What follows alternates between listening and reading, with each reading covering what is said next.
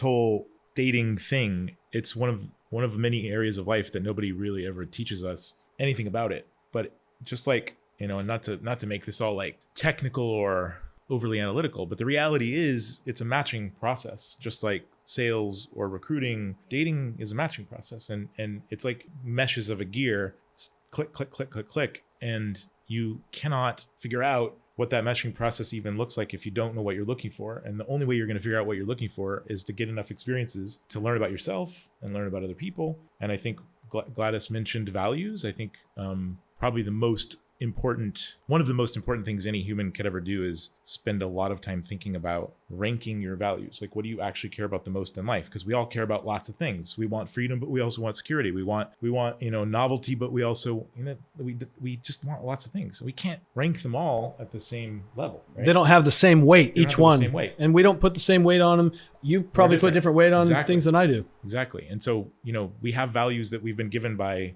our family and our culture and maybe religion, that we didn't even really choose. And so as you go through life, like the more experiences you get, the more you're learning, like, you know, that thing that I've always thought I should value, I actually think I don't value it that highly. I really value this more highly. So you don't know that when you're 20, you know, like, so if you get married too quickly and you're locked into something, and then you learn about yourself later and you're like, no, it's not the ranking that I actually care about. So I think, you know, meeting people doesn't even have to be dating. Just the more people you know, the more deep conversations you have with people, the more curious you are, the more you understand about how people work, the more you can start to figure out what your values really are. And then you can start to get clear about what you're actually looking for in someone else. And then you just need a lot of options at the top of the funnel to start, because you can't tell right away, right? But none of it's going to work if you're not getting more clarity about what you're actually looking for. So I literally had 13 things I was looking for if I found a serious partner. Sounds like a spreadsheet.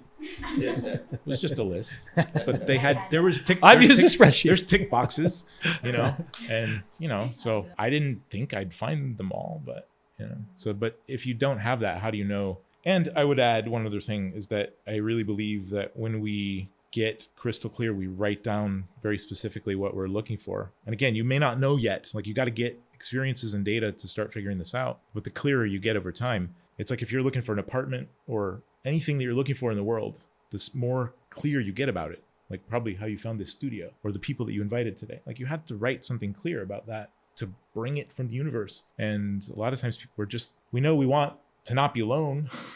We know we have a feeling we want, but we're not that clear about what we're actually trying to attract. And probably even more important than all that is like, are you actually becoming the person you would date? Like, are we working on ourselves to become? It's like we want to find somebody amazing. Are we becoming someone amazing? So I think it's